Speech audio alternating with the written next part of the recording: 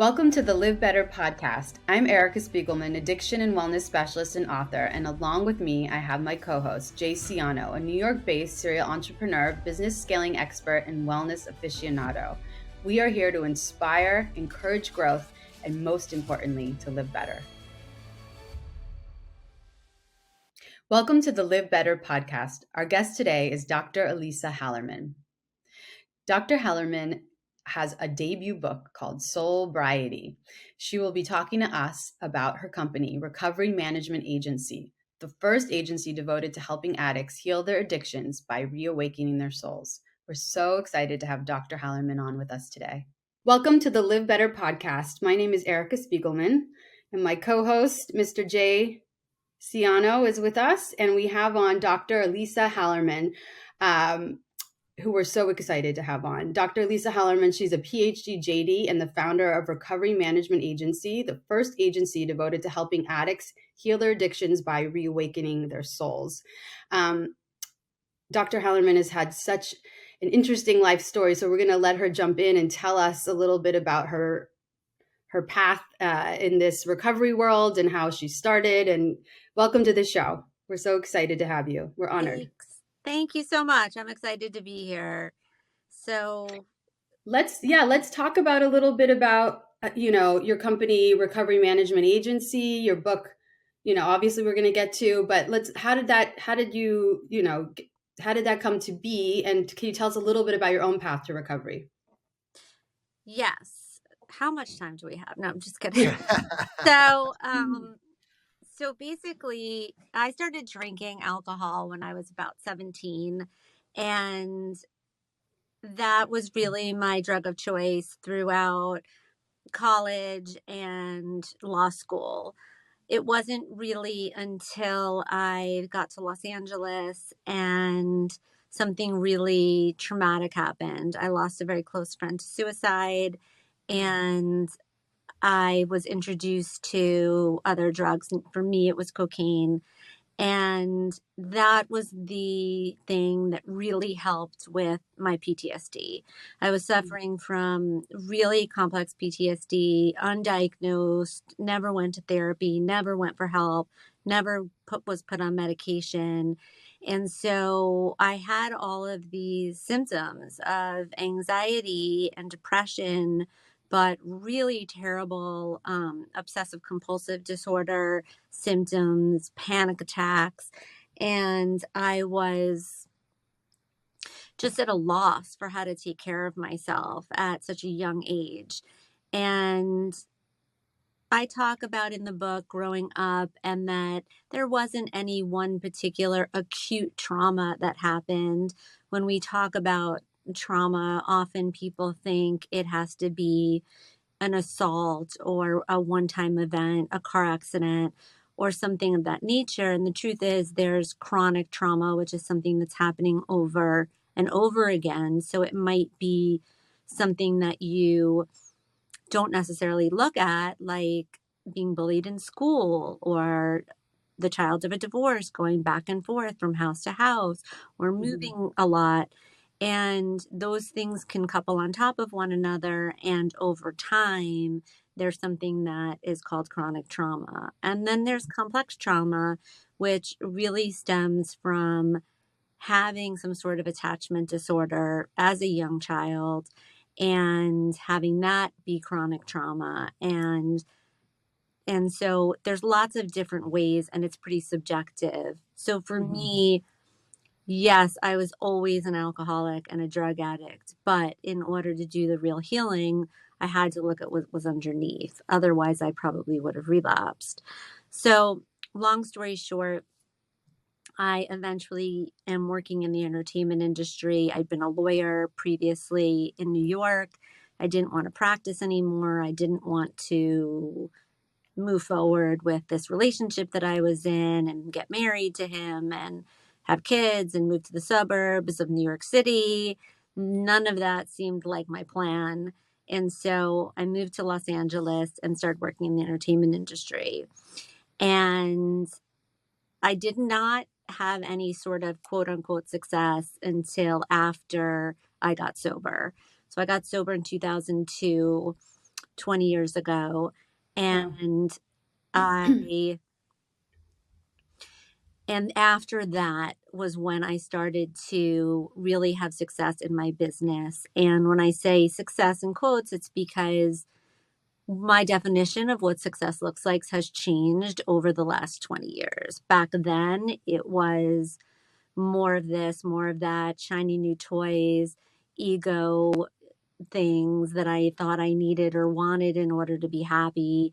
And as you start to accumulate these things, you will, and I certainly did, find that I didn't feel better on the inside, that all of those things have a very short expiration date and they don't last for very long, and they're certainly not consistent. So I was forced then to look at, okay, what am I missing?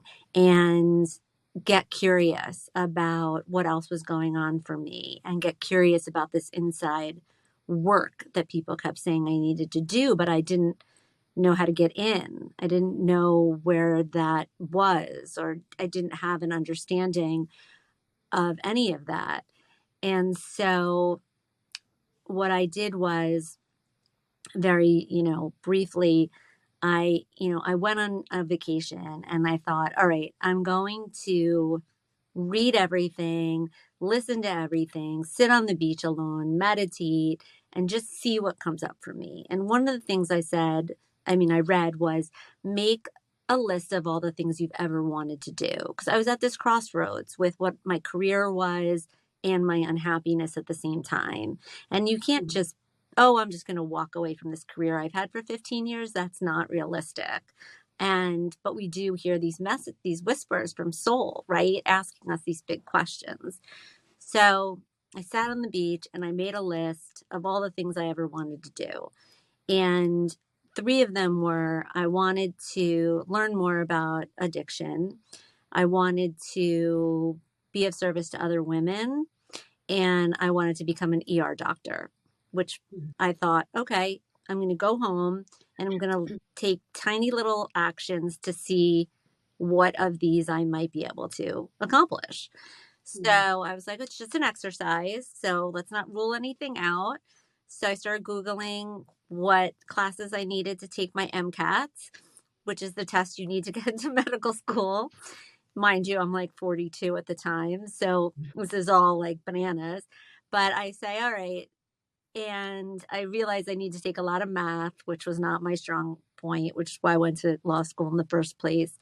But it did lead me to UCLA, where I did discover these addiction counseling classes. And I thought, all right, let's start there. So I started taking classes at night while I was working.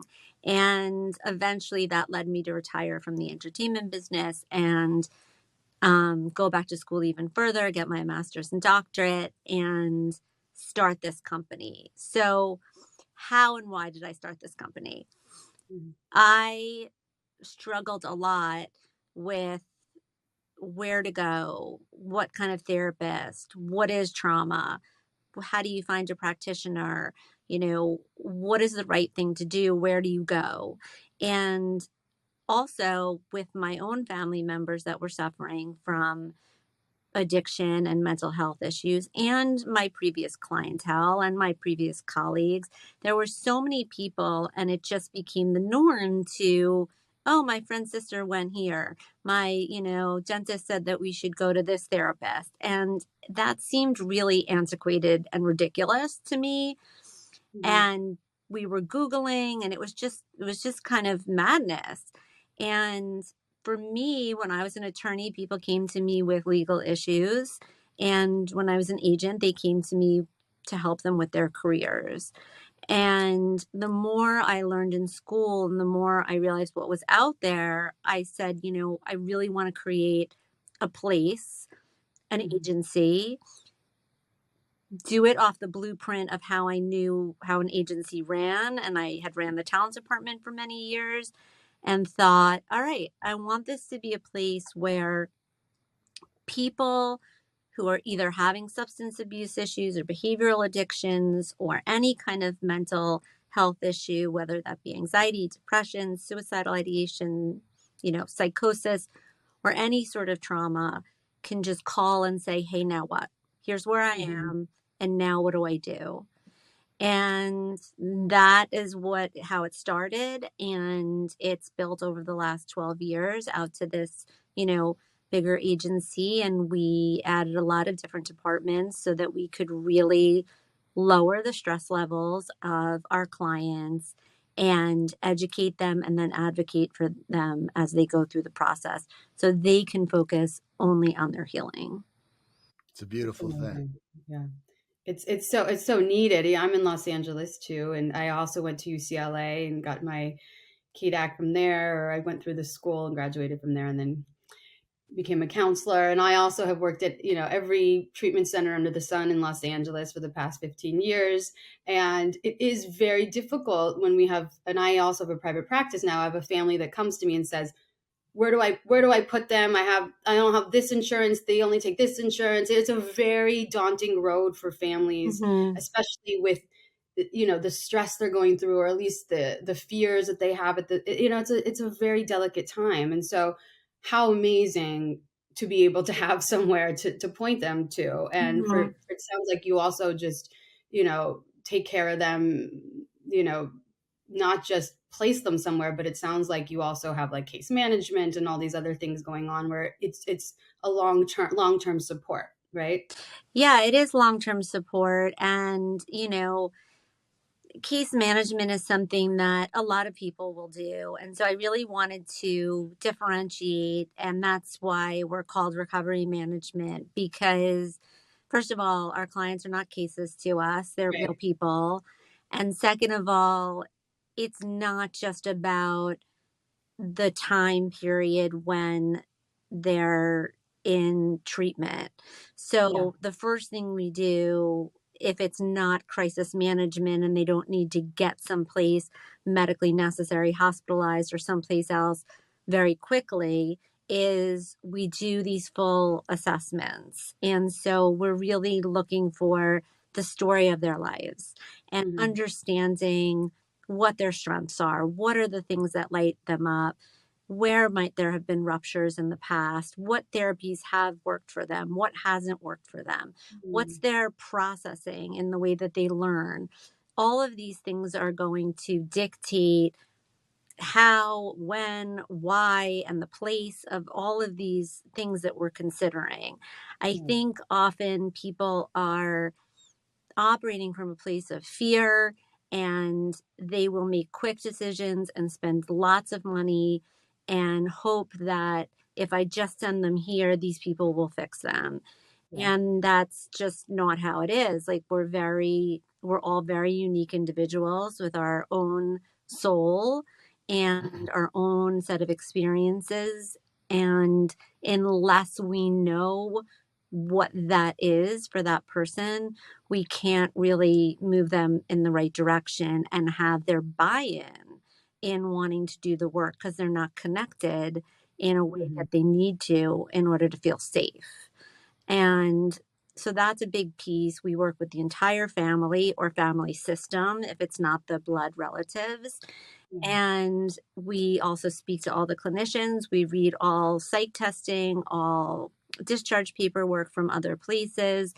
And so we're very, very thorough in our team approach of what we're going to do and what we're going to recommend. And then we've gotten some clients that have had really interesting, underlying diseases or circumstances. And so, we will go full force into, okay, let's learn everything about that. Let's, let's really understand that. Let's find the best doctor in the world for that. So we're really putting together teams based on the individual. It is amazing. So, well, you two obviously have a background that you guys do this all day, and I'm just a recovering addict, alcoholic, and I'm still getting used to actually saying those words. Not just. That's a big deal.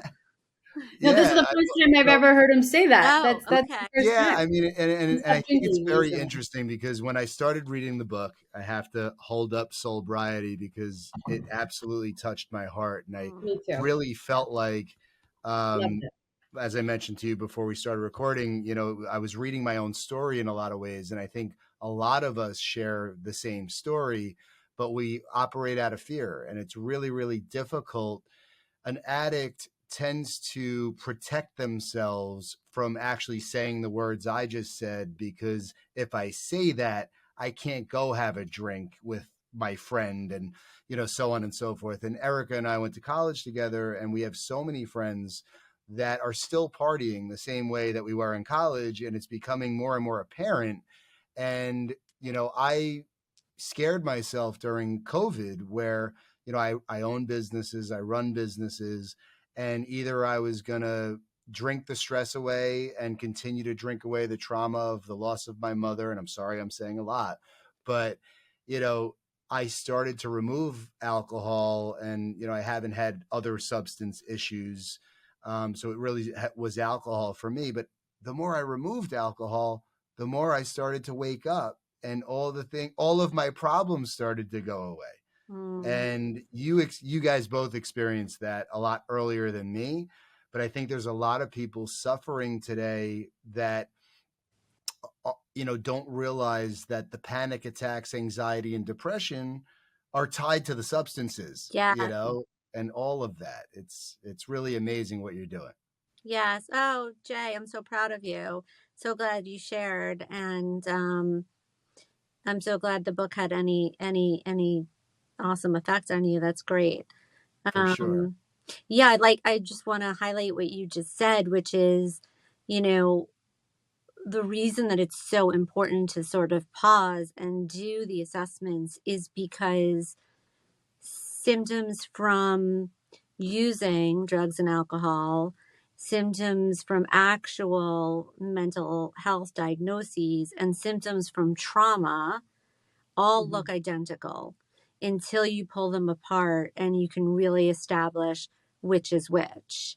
So at least in the beginning, having a period of abstinence, whether they're an alcoholic or an addict, is something you're going to want to be able to do. And also do understanding what trauma means and being trauma focused and not just trauma informed, in order to really understand how to help that person self-regulate long enough that you can then start to unpack everything else that's going on. Absolutely. There's so many steps to it. Elisa, I wanted to ask you, when we talk about the how, when you were saying how do I, because a lot of people will say, how do I start the work? What does that mean?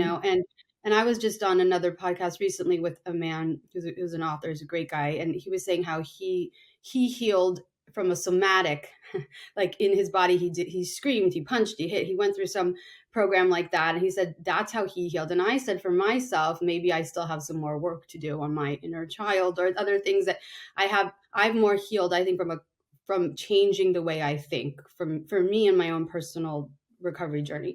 And also what I write about as well in my books is about just, again, changing our thought habits, how important that is, creating a better relationship you have with yourself, your thoughts, the self-love, the talk, the self-compassion, getting yourself through things. For me, that was the most effective. So I'm curious for people out there, even for myself, it's like, what else can we do? What is that? What does that look like? At least, like for you, what was that inner work that you did that was effective and that you feel like it helped propel you to the next, or evolved you to the next chapter in your life? Yes. Well, so I studied depth psychology, and that's DEPTH. And depth psychology is oriented around the unconscious. So it's a deep belief in the unconscious. And so, most of us are operating from a place of consciousness where we're walking through our everyday life and we're seeing what we're seeing. Not everything that comes in through our five senses and gets, and goes through our brain that stays in our consciousness. A lot of that will go into our unconscious, the things that we see or hear or smell or that are happening around us. And the unconscious is made up of two parts. One is the personal unconscious and one is the collective unconscious. So there's our personal unconscious, which is really the feelings that are down there waiting to trigger you, right? They're your complexes. They're the very personal things that were maybe one time present and are no longer, that we've pushed down. Whereas the collective unconscious is really home to all the inherited collection of all of our universal experiences. It's where archetypes live. So you mentioned the inner child, right?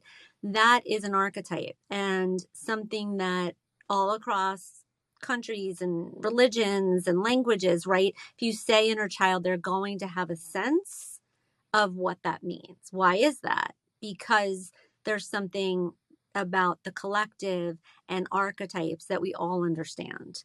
So really doing this sort of depth work or soul work is about, I talk about growing down. So what does that mean? It means we want to grow down into this part of ourselves and make what has been unknown known.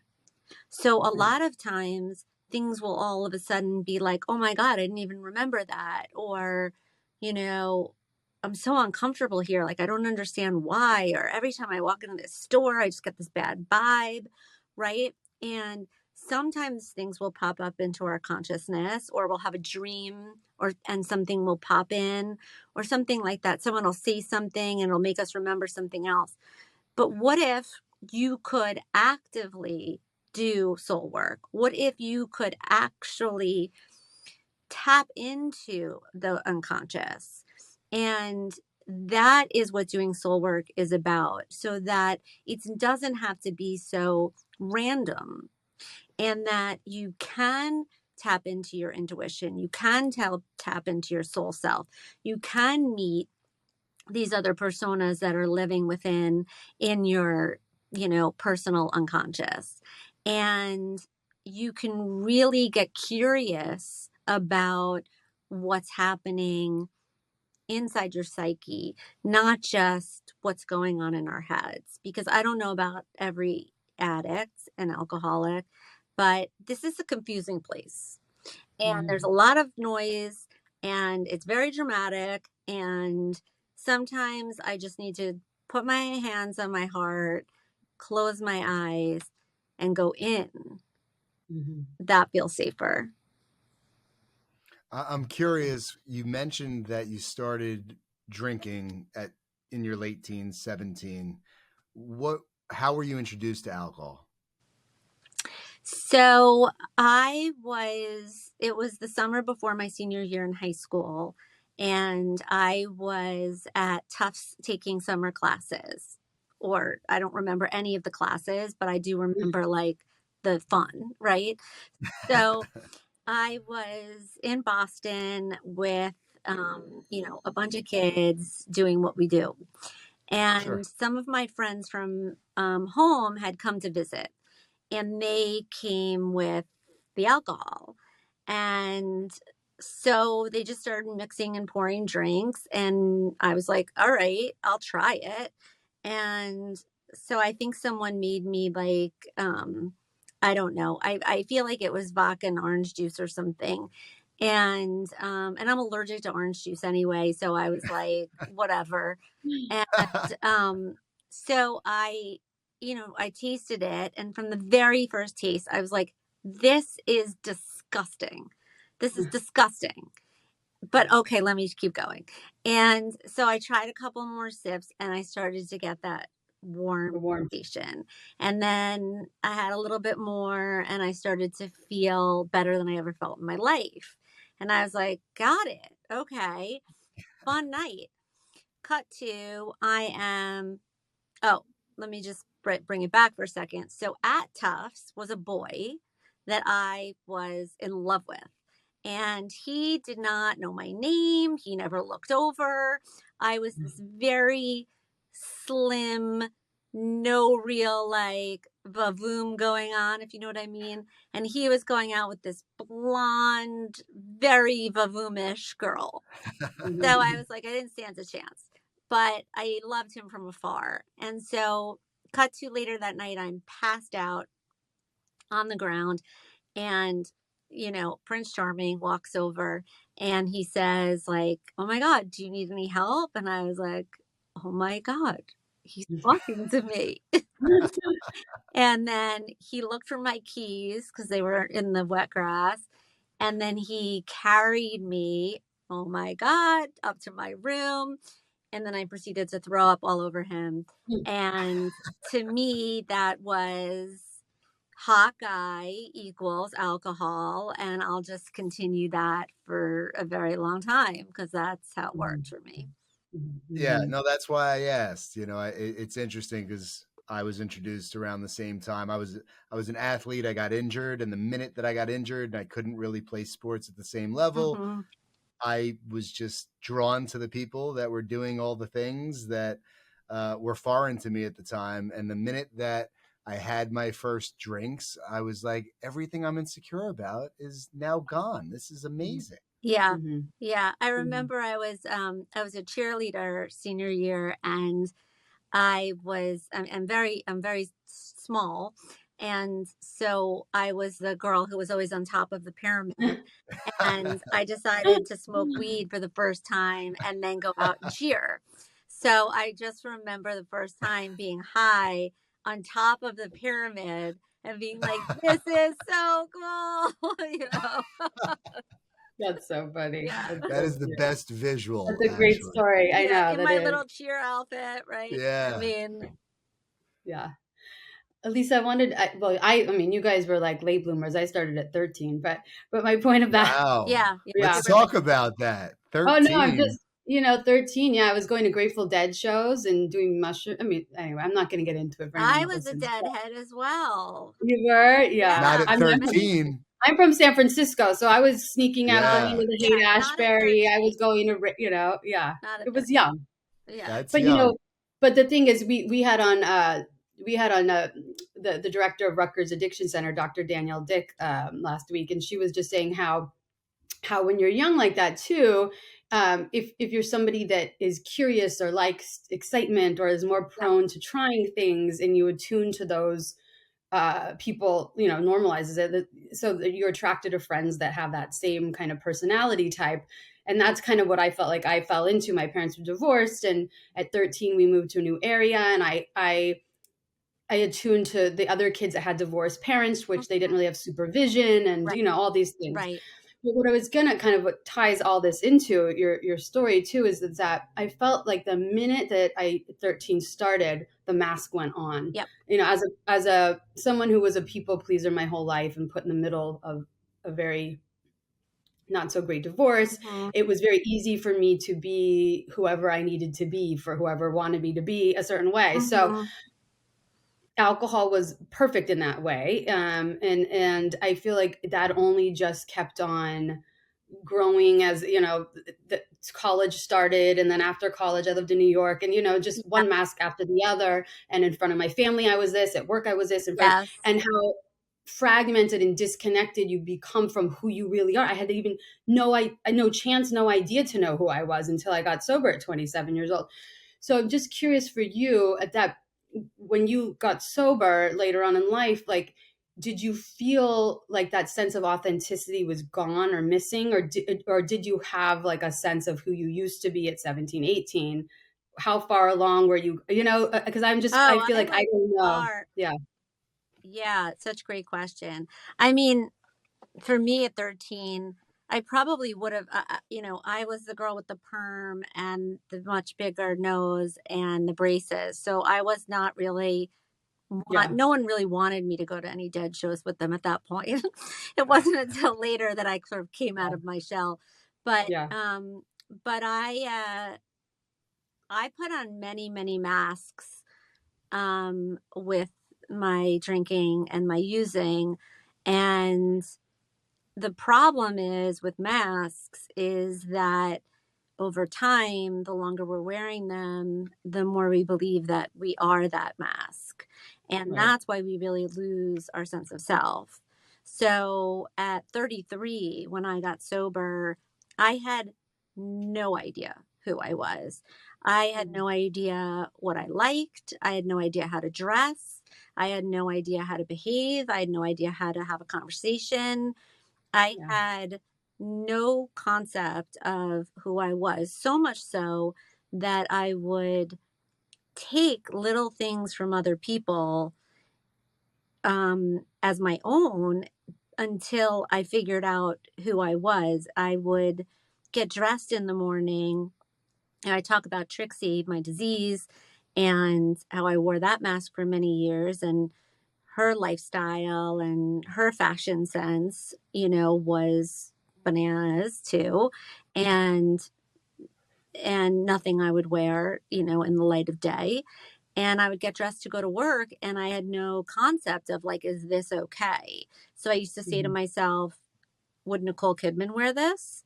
And if the answer was no, which is a lot of the time, she would never wear a lot of the things that Trixie would wear or that were in my closet, then I would change. And so Mhm. that's sort of how I started developing a sense of style. And then one time I was driving, and this was soon after I got sober, and I had this little sports car, and it was still kind of grimy from like the drugs and the alcohol, and you wash it but still like you sense it.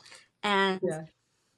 anyway, I'm driving and I stop at a light, and this car also stops at a light, and as the girl drives by me, it's this girl with this blonde hair, and it's flowing and the window's open, and she's in this black truck and music's playing. And to me, she looks like the happiest person in the world. So I go home and I dye my hair blonde, white blonde, which looked terrible on me, by the way. And I bought a black Escalade. So, like, this is what I would do because I Yeah. was so lost. Yeah. Yeah, it's interesting to hear that because I have always had a strong sense of self. I have my own style. I'm into certain things. And in my life, and I just gave a talk about this last week, I very much will look at certain things in people that I admire, and I will borrow pieces of that to create this patch quilt. And Hmm. really, in my career, I did it initially because when I saw somebody that was a really good broker, I would understand. I would study. I study. I just study human habits, Mm-hmm. and it's something that um, I've, like I said, intentionally taken certain things to adopt them and then make them my own, and I very much do that. So I think part of the doing that for me has actually been a positive thing Mm-hmm. in my life. And it's interesting though because now hearing you guys say this stuff, I think about how detached you are from your true self, Yes. right? From really Right. understanding yourself. You're intentionally really numbing yourself, right? Like I know that after my mom passed away 20 plus years ago, and I was already drinking heavily prior to that. Like I already had an issue with alcohol, and which is why Eric and I were such good friends in college. Mm-hmm. But it's like I've only now started to admit and see the fault and flaws that my wife would point out, Mm-hmm. who's normal and and so forth, because you're like lying to yourself about all the things. You have this different perception of yourself Right.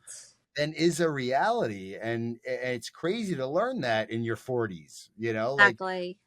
is the term that you're using with mask, is that like a common term in the space, Yes. like wearing a mask? Yeah. Yes. I mean, and it's normal to wear a mask. Yeah, I mean, people are going to show up in a certain way at different, with different people in different settings, and that's okay.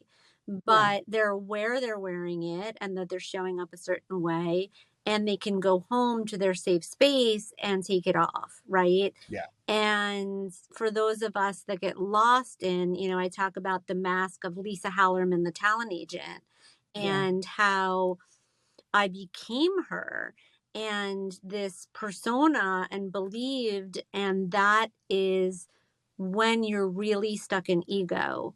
When you believe you are the mask, you are stuck in your ego.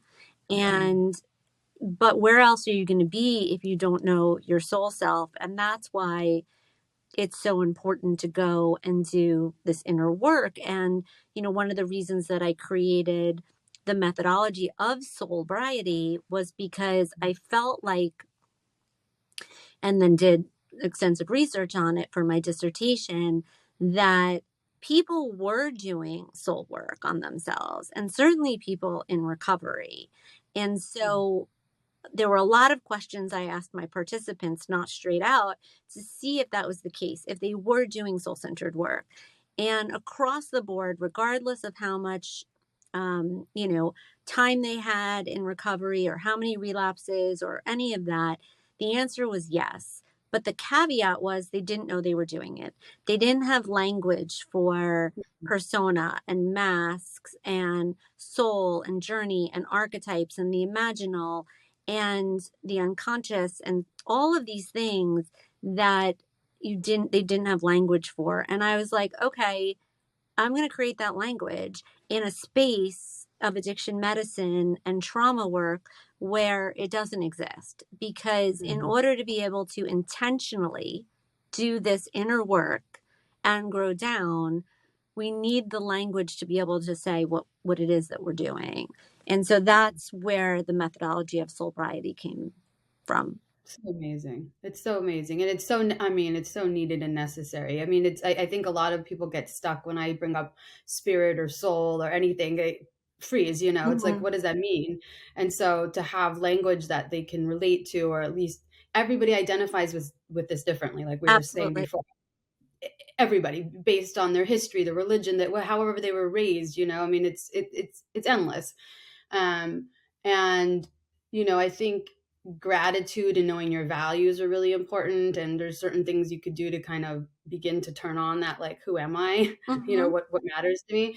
And also, I just wanted to ask too about this, which you mentioned in your book too, is like, it's finally, Jay and I talk about this, like, realizing you're betraying yourself, or you're not honoring yourself. You're not honoring your greatest good, Right. And so I think there's so many ways in which we do that. Some of us wear a mask and don't realize how that's a self-betrayal. Like, if I'm trying to be someone else, then I'm not really honoring who I am, my wants, my needs, my desires, my hopes, my fears. We're not doing that if we're putting on a mask. So I just wanted to ask you too, when it comes to betrayal and self-betrayal, I mean, is that like a non-negotiable? Are you consciously aware that is something you'll never do again for yourself in your own recovery? Is that something that you feel is important to share with people? Well, we're human. Yeah. And we can have all the information and all the best of intentions, and we can, lose our way because there's more healing that needs to be done. And so when people relapse or slip, or people in sobriety lose their way, or their moral judgment is off, or they make a bad decision, it's shining a light on something that's not healed yet, that you have to look at. We talk a lot about the why. So it's not about not making mistakes or not doing the wrong thing or not having these, everyone's going to go through these soul journeys multiple times in your life. And we are going to take the wrong direction at times. And we will feel that incredible shame and that feeling of, why did I do that? And beating ourselves up. When we've noticed it, when we know it to be true, and we're ready to make something different, it's about looking at the why. Not why did the other person do this, or why is this person coming, if they had only done that, if this person had only done this, if I hadn't gotten fired, if he hadn't broke up with me, whatever it is. No, it's about, why were you in it? What are you doing? And what are you going to do now? And once you are doing that, that's when you're really going to go and have this time and go through this dark night of the soul and learn the wisdom that you're meant to learn in this lifetime. It's not always going to be butterflies and rainbows. And I've made some big mistakes in sobriety and things that I wish I hadn't done. But the truth is, had I not done them, I wouldn't have had the experience that I've had. What would be a total loss would be if I didn't make meaning out of the experiences. Yeah. And that would be a shame. And that would be the self-betrayal. That would be where the self-betrayal is, but not the triumphs and tribulations that we go through. But are we going to make meaning out of them or not? That's really where I think the self-betrayal comes in. So important. You're right. What a great point. Have either of you had the urge to drink or do anything else since you've gotten sober? Definitely. Yes, the answer is yes. Much more so in early sobriety. But there have been those times when I've been in grief or heartbreak where the pain is so deep and so hard, and you really want to not feel, right? You feel like, well, everybody else can just have a sip of this or a pill of that, or, it's not, why do I have to feel in this much pain? And those times are hard. Those times are definitely hard. I've never wanted like that. Thank God for me, alcohol and drugs don't look good anymore. Like they look kind of gross to me at this point, 20 years later. But it is about wanting something, it doesn't have to be drugs and alcohol. It can be any other form of addiction or anything outside of myself to have an immediate relief from that intense pain. So I think for me at 20, that's the same thing as, that's the same thing. Yeah, I have the opposite. I never really think of it. I have thoughts around it. The thoughts are there because it's normal, but I never never when it's a hard time. It's more of like to feel more like I'm bored, like not boredom, but being uninspired or being, like the monotony now of being a mom and like having little toddlers and sitting around the house, and my husband comes home and has a drink, and that's fine. I never want to drink because he's drinking per se, but it's almost like what are we going to do all night with these kids, or that kind of thing. I want to feel more, like it's not during like when my grandfather just died or this happened, that I'm fine with. So it's interesting how the thoughts become more pervasive during different periods. Me too. Yeah, actually, exactly the same, Erica. For me, it's more like, and again, this is all my relationship, with alcohol specifically is, it's newer that I started removing it, a few years back, and then ultimately removing it. And, it's more, am I ever going to quote unquote have fun again and just tear it up with my, my friends and whatnot. And, I just truly know that nothing good has ever come from me drinking. And well, it's reframing all that and all those narratives for sure. Yeah. And also recognizing what is fun, like what was fun really wasn't fun unless you were out of your mind. Right. Yeah. So of course, if you go back and do it sober, it's not going to be fun. It was never fun. Right? It was never fun. So it's about finding things that are actually fun, which goes back to knowing yourself and what you love and what lights you up. Yeah, absolutely. That's a great segue. What is fun for you? Well, the next fun thing that I have that I'm really, really looking forward to is I'm going to see Springsteen April 1st in New York. And amazing. I will be dancing for 5 hours, and I will have no voice, and I'll be singing every single song, and I wouldn't have it any other way but sober. Amazing. Yeah. I know, that's amazing. That's great. Well, you continue to accomplish a ton, and everybody should read this book. SOULbriety is the best book that I have read in some time, and it's really helping me with my own journey. So thank you for that. Thank Yeah. you. I'm so happy. Thank you. Thank you, Dr. Elisa Hallerman. You're so special, and we're so happy that you exist, and I'm so happy you exist in this world of recovery. And hopefully we'll only just keep on growing and stay connected, all of us. Definitely. So. Yes. Well, I didn't know you guys were in LA. Like, let's go to lunch. I'm in New York. I'm in New York. Okay. He's in New York. I'm in Yeah. LA. Okay. Yeah. Maybe I'll see you at Springsteen. Yeah, I'm not going, but I will be in LA in the near future. We should all get together. Let's do it. Yeah. Let's do it. Yeah. Awesome. Yeah. Keep up the great work. Thank you. Thanks, guys. Thank you so much for for being with having us. me.